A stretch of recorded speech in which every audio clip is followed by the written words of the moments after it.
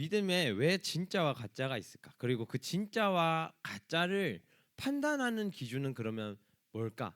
누가 믿음이 있고 누가 믿음이 없고를 우리가 판단할 수 있을까 하는 것이 우리에게 오늘 나눠질 말씀으로 주어졌습니다. 자, 믿음은 일단 기본적으로 사람이 판단할 수 없다는 것이 기본적으로 전제가 됩니다. 말씀 속에서도 누군가 믿음을 판단할 수 있는 것이 아니다라고 얘기를 해주고 있어요. 그러면 믿음은 어떻게 관리를 해야 되는 걸까? 우리가 신앙생활을 할 때 누군가 저분은 그래도 저분은 저 하나님에 대한 믿음이 신실하다, 깊다 이런 것들을 느낄 수 있는 분들이 있잖아요. 그 믿음에 판단하는 기준이 뭘까? 그리고 나는 어떻게 하면 그 믿음을 잘 점검을 하면서 할 수 있을까 하는 겁니다. 우리가 말하는 믿음, 이 믿음이 성경이 말하고자 하는 그 믿음이 어떤 것일까 하고 보니까 오늘 말씀에 이렇게 나와 있어요. 믿음은 바라는 것들의 실상이요 보이지 않는 것들의 증거다. 이게 무슨 말일까? 이게 어떤 말일까? 믿음은 우리가 아직 이루어지지 않은 것들에 대해서 그것이 이루어질 것이라고 믿는 거예요. 말 그대로 믿음은 그런 것입니다. 우리가 보여지지 않은 그것들에 대해서 우리가 어떻게 하면 믿을 수 있을까? 어떻게 하면 우리한테 나타나지 않은 그것들을 그냥 믿음으로만 하나님께서 증거해 주신다고 생각을 할 수 있을까 하는 거예요.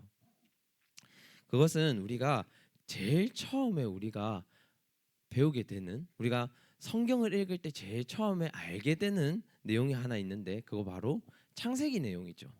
창세기예요. 창세기 하나님께서는 세상을 말씀으로 지어내십니다. 그리고 많은 세상의 만물들에게 말씀으로 질서를 만들어내십니다.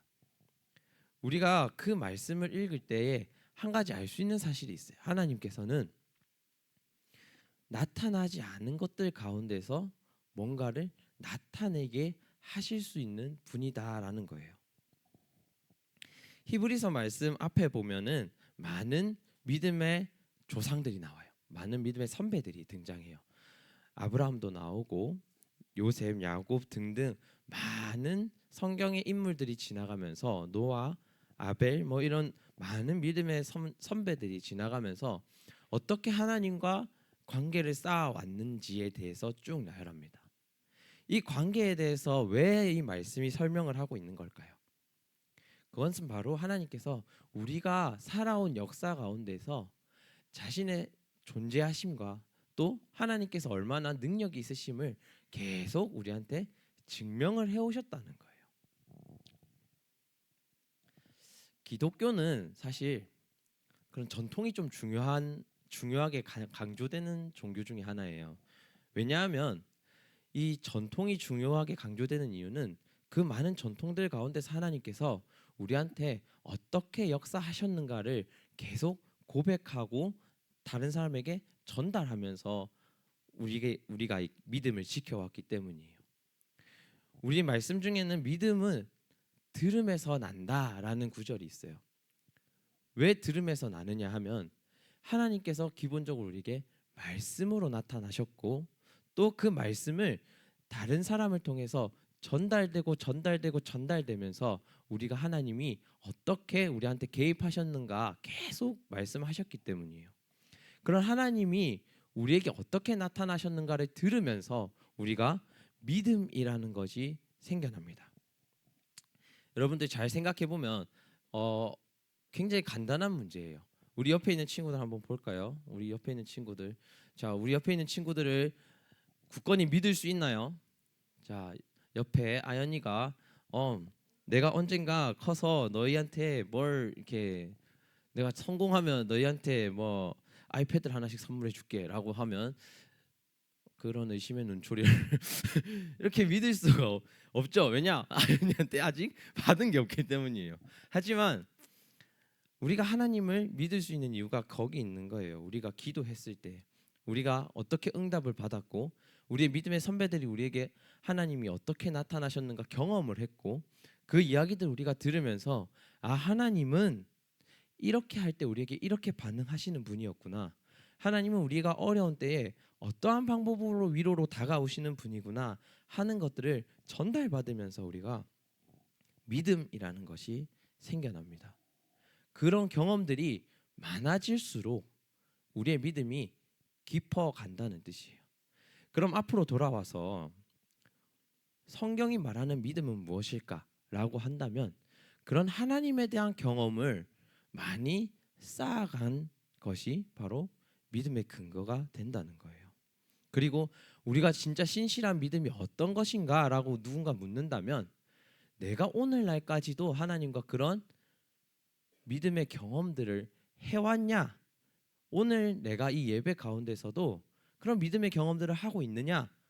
라고 우리한테 물어봤을 때 예스라고 대답을 한다면 우리의 믿음이 아직 신실한 가운데 가고 있다라고 얘기할 수 있는 겁니다. 자, 우리가 보이지 않는 것들 가운데서 믿음이 있는지 보이지 않는 것들 가운데서도 믿음을 가질 수 있다고 했어요. 그러면 우리가 아무것도 안 보여도 그냥 하나님 무조건 맹신하는 것이 믿음인가? 라고 하면 조금 위험하다는 생각이 들죠. 그죠?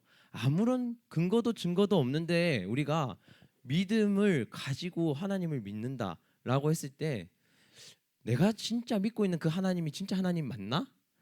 그러면 내가 믿고 있는 하나님이 정말 하나님이 맞는지 어떻게 판단하지? 라고 했을 때 우리가 하나님을 보이지 않아도 아무런 증거가 없어도 믿는 것이 정말 믿음인가 하는 질문이 생겨납니다. 여러분들이 생각하시기에도 그냥 아무렇지 않게 맹목적으로 믿는 믿음은 조금 위험하다라는 생각이 들 거예요. 그럼 우리는 어떤 것을 보고 하나님을 믿어야 하는가 하는 거예요. 하나님께서 우리에게 근거로 주신 것이 있습니다. 바로 말씀이죠.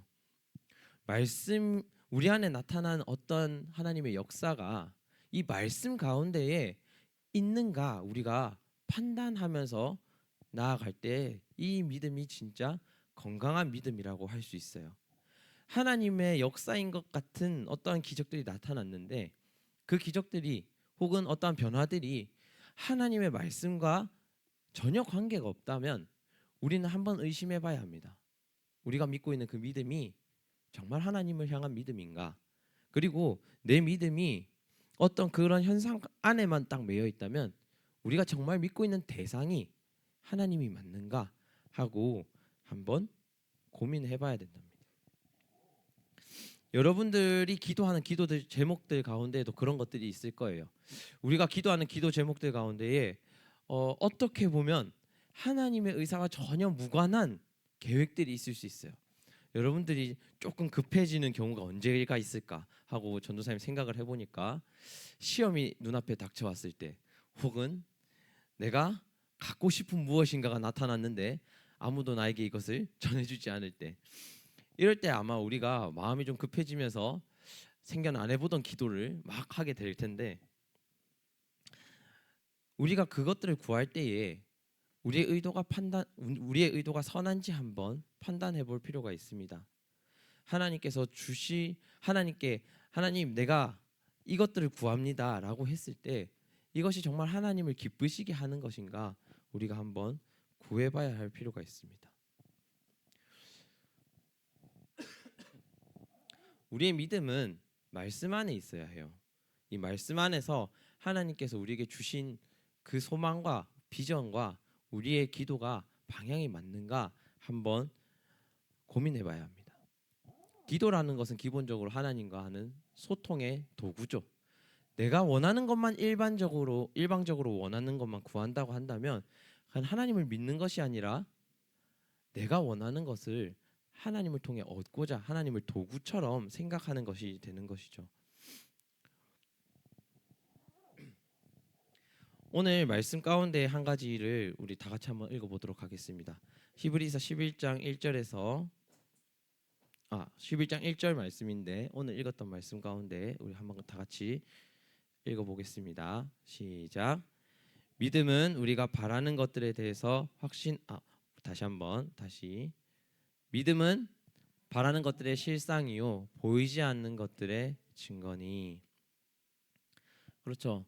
말씀은 오늘 믿음은 내가 원하는 것들이 이루어진 실상이고 보이지 않는 것들이 증거된 것이라고 말하고 있습니다. 우리가 아직 보지 못한 일들, 이루어내지 못한 일들이 이루어질 것이라고 한 하나님의 증거라고 얘기하고 있어요. 그런데 이 말씀은 이 한 절만 읽어서는 안 되고 이 앞에 절까지 다 읽어봐야 합니다. 이 앞에 쭉 이야기하는 것은 믿음의 조상들이 나오면서 자신이 아니라 하나님 삶 속에서 내 삶을 맞췄을 때 하나님이 어떤 것들을 이루셨나 하는 것들이에요.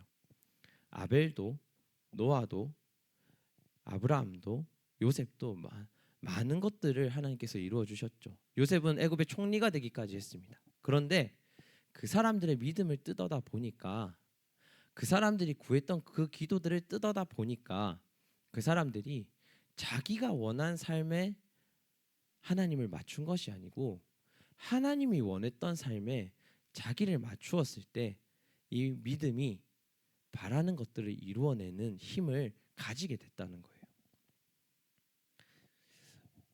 이 말씀에 비춰서 우리가 한번 생각해 봅시다. 우리의 믿음을 한번 생각해 봅시다. 우리가 정말 우리의 소망을 하나님 가운데 두고 있었던 게 맞나요? 여러분들이 생각하는 어떤 장래의 희망들, 또 여러분들이 가지고 싶어하고 원하는 어떤 것들이 내 삶이 아니라 하나님이 원하시는 삶 가운데 맞춰지고 있나요? 우리의 믿음이 정말 하나님을 향한 믿음이 맞나요? 우리가 그것을 한번 이 시간 되새겨 봤으면 좋겠습니다. 믿음이라고 하는 것은 진짜 큰 힘을 가지고 있어요. 믿음이라고 하는 것은 우리한테 정말 큰 힘을 가지고 있어요.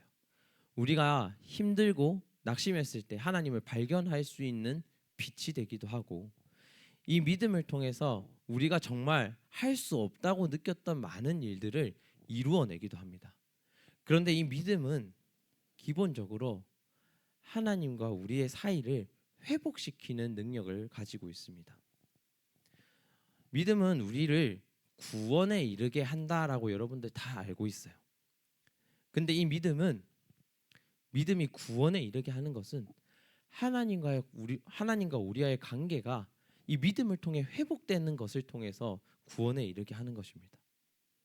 여러분들이 가지고 있는 믿음이 정말 하루하루 하나님과 더 친밀해지고 하나님과 더 가까워지고 하나님을 사랑하는 마음이 조금씩 더 커지고 있는 믿음인지 우리가 한번 생각해 봐야 돼요. 우리의 믿음이 진짜 진정한 믿음이라면, 우리가 하나님을 통해서 원하는 것이 이 믿음 안에 있는 것이라고 한다면, 우리가 이루고자 하는 그 비전이 조금씩 가까워질 때마다 하나님도 여러분 사이에서 가까워져 가는 것을 여러분이 느낄 수 있어야 합니다. 로마서 10장 9절에서 10절 말씀 우리 다 같이 한번 읽어볼 텐데요. 다 같이 한번 읽어보겠습니다. 시작. 내가 만일 내 입으로 예수를 주로 시인하며 또 하나님께서 그를 죽은 자 가운데서 살리신 것을 내 마음에 믿으면 구원을 받으리라. 사람이 마음으로 믿어 의에 이르고 입으로 시인하여 구원에 이르느니라. 우리 마지막 10절 말씀 다시 한번 읽어보도록 하겠습니다. 사람이 마음으로 믿어 의에 이르고 입으로 시인하여 구원에 이르느니라. 우리의 믿음이 하나님 안에 있다 하는 것이 어떤 것일까요? 오늘 10절에서 그 답을 제시해 주고 있습니다. 우리의 마음이 늘 의로운 가운데 있고 하나님께서 말씀하시는 정의 가운데 있고, 우리가 하나님을 정말 우리의 구원자다, 우리와 함께 하시는 분이다, 내가 사랑하는 분이다 라는 것을 입으로 시인할 수 있는 마음이 우리 안에 있어야 우리의 믿음이 구원에 이르게 할 수 있는 능력을 가지는 진짜 믿음이 되는 겁니다. 우리 안에 있는 믿음이 진짜일까요? 가짜일까요? 그것은 사실은 누군가 판단해 줄 수 있는 것이 아니라 나와 하나님 사이에서 내가 판단해야 하는 문제입니다. 그런데 우리가 그 판단할 수 있는 근거가 오늘 나와 있는 거예요.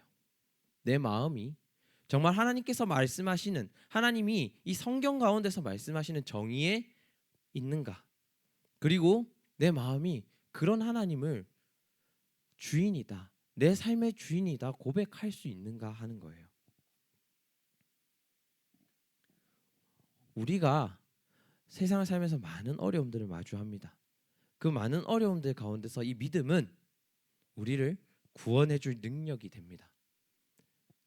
예수 그리스도를 믿는 그 믿음이 우리를 세상 가운데서 이기게 할 수 있는 능력이 됩니다. 여러분들이 이루고자 하는 것, 또 하나님과 하나님의 이름을 높이기 위해서 내가 하고자 하는 그 일들이 이루어지는 능력이 바로 이 믿음 안에서 가능합니다. 그런데 이 믿음이 진짜 힘을 발휘하게 되려면 여러분들이 이 말씀 가운데 거해야 합니다. 믿음은 사실 우리가 믿어야지 하고 한다고 해서 딱 믿어지는 건 아니에요. 하나님과의 오랜 관계들이 필요하고 하나님께서 여러분들 기도에 응답하시는 역사들이 필요합니다. 그렇기 때문에 우리가 믿음은 하나님께서 주시는 귀한 선물이다 라고 표현을 해요. 전도사님, 여러분들이 이 신앙의 과정 동안에 여러분들에게 능력을 주시는 이 믿음을 꼭 받았으면 좋겠습니다. 이 믿음의 체험들을 계속 쌓아갈 수 있었으면 좋겠습니다. 그리고 언젠가 여러분들이 내 힘으로 일어날 수 없을 때 그 믿음이 여러분들을 구원해주는 능력이 되기를 간절히 소망합니다. 이 믿음에 대해서 하나님께서 선물이라고 하셨어요. 그래서 우리가 사실은 선생님들도 계시고 전도사님도 있고 하지만 이 믿음에 대해서 아무도 내가 더 낫다라고 자랑할 수가 없게 하셨습니다. 그 이유가 뭐냐면 이 믿음은 아까도 말했지만 하나님께서 유일하게 하나님께서 사람에게 주실 수 있는 선물이거든요. 우리 가운데 서로 믿음의 깊이가 조금씩 다른 분들이 있지만 옆에 있는 친구들과 이 능력이 되는 믿음을 꼭 같이 받아갈 수 있었으면 좋겠습니다. 조금 더딘 친구들 옆에서 좀 도와주고 조금 더 앞에 있는 친구들이 한 걸음 맞춰주고 하면서 우리 중고등부가 그렇게 다 같이 믿음 가운데 나갔으면 좋겠습니다.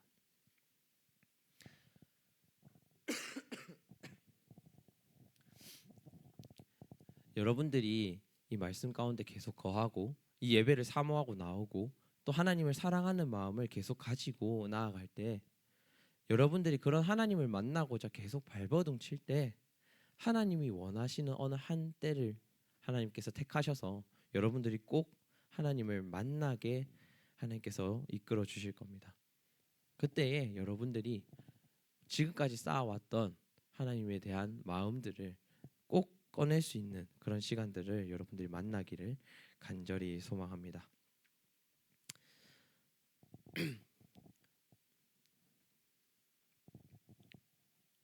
자, 이제 우리가 이 믿음을 가졌을 때에 나타나는 능력들이 있어요. 그게 뭐냐면 세상을 살아갈 수 있는 힘입니다. 이 믿음이 우리 안에 있을 때에 우리가 이 세상을 살아갈 수 있다. 여러분들 너무 많이 들었을 텐데 이게 무슨 의미냐면 여러분들이 믿음이 없는 친구들과 다른 점이 있다고 한다면 이것입니다. 바로 믿음이 없는 친구들과 믿음이 있는 친구들 사이에서 선택을 믿음이 없는 친구들도 믿음이 있는 친구들도 여러분들이 인생을 살아가면서 어떤 선택을 해야 되는 순간이 올 거예요. 뭐냐면 내가 어떤 삶을 살아갈 것인가 하는 겁니다. 그런데 많은 친구들이 자기가 원하는 삶을 이루고자 노력하지만 자기의 힘대로 안 되는 때가 분명히 생겨납니다. 그리고 많은 좌절을 경험할 때가 있습니다. 여러분들이 아무리 노력을 해도 노력한 만큼 건져낼 수 없는 그런 순간들이 올 거예요. 근데 이 믿음을 가지지 못한 친구들은 좌절하게 됩니다. 희망이 없다고 판단하게 됩니다. 나한테 더 이상 기회가 없다라는 것을 생각하게 됩니다. 그런데 이 믿음이 있는 친구들은 늘 기회가 있다는 것을 알게 됩니다. 하나님께서 나를 이끌어 가시는 과정 가운데 하나라고 생각을 하고 달려가게 됩니다. 그래서 이 믿음이 여러분들의 인생을 살아갈 수 있는 힘을 주게 됩니다. 여러분들이 세상에서 많은 가치들을 따라가면서 살게 될 텐데, 그 많은 가치들 가운데에서 소망이라고 하는 가치를 꼭 붙잡을 수 있게 되는 그런 힘을 여러분들에게 줍니다. 오늘 말씀 한 구절만 더 읽도록 하겠습니다. 히브리서 11장 2절 말씀인데요. 히브리서 11장 2절 말씀 다 같이 한번 읽어보도록 하겠습니다. 시작. 선진들이 이로써 증거를 얻었느니라.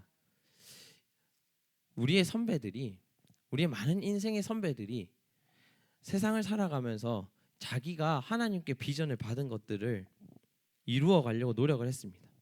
근데 그 많은 사람들도 숱한 실패들을 경험했습니다. 그런데 그 많은 믿음의 선조들이 이 믿음 하나로 자기의 좌절을 이겨냈습니다. 자, 우리가 아까 믿음의 선조들 가운데 요셉이라고 하는 사람이 이 말씀에 등장한다고 했어요. 요셉은 자기의 삶을 정말 온전히 살아보지 못한 사람이라고도 할 수 있어요. 요셉은 어렸을 때 형들한테 미움을 받아가지고 애굽의 종으로 팔려가서 조금 잘 적응해보나 했더니 바로 억울한 누명 때문에 감옥에 갇히게 되고, 감옥에 갇혀서도 누군가 이제 드디어 나를 구해줄 수 있나 싶었는데 그 사람이 요셉이 해준 호의를 다 까먹고 자기 삶을 사는 바람에 요셉이 더 오랜 기간 감옥에 갇혀 살아가게 됩니다. 그런데 그 말씀 가운데 보면 하나님이 요셉이 좌절했다, 자기의 삶을 포기했다, 자기의 비전을 놓아버렸다라고 말하는 것이 아니라 늘 꿈을 꾸었다, 늘 하나님과 동행했다, 형통했다라고 말씀에 나와 있습니다. 믿음은 이런 거예요. 내가 더 이상 기회가 없겠구나, 내 삶에서는 더 이상 빛이 없겠구나라고 느꼈을 때 그 가운데서 꿈을 꾸게 만듭니다. 그리고 거기서 새로운 가능성을 얻게 만듭니다. 그리고 거기서 하나님의 능력을 기대하게 합니다. 여러분들의 세상을 살아갈 힘은 돈도 아니고 여러분들의 학업 능력도 아니고 여러분들이 가지고 있는 어떤 능력도 아닙니다.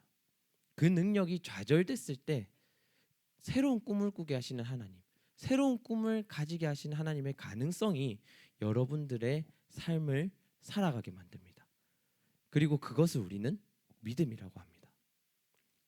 우리의 비전을 가질 수 있게 하는 힘인 믿음이 여러분들의 인생을 책임져 줄 겁니다. 그래서 여러분들이 이 예배 자리를 꼭 사모했으면 좋겠어요. 또 내 인생에 하나님께서만 구원자 되신다는 것을 고백했으면 좋겠어요. 내가 하나님을 믿는 그 믿음이 정말 능력이 될 거라고 고백했으면 좋겠어요. 우리가 오늘 결단 찬양 할 텐데 지난주와 같은 결단 찬양이거든요. 우리 인생에 오직 한 분 하나님만이, 오직 한 분 예수님만이 내 믿음의 고백이 된다는 것을 인정하는 여러분 됐으면 좋겠습니다. 그리고 오늘, 그리고 또 다음 주, 또 그렇게 한 주 한 주 쌓아가는 그런 믿음의 고백들이, 그런 믿음의 경험들이 꼭 여러분의 인생을 개척해 줄 거라고 전도사님 믿습니다. 여러분, 이 시간 다 같이 고백할 텐데 오직 예수뿐이네 고백하며 나아가도록 하겠습니다.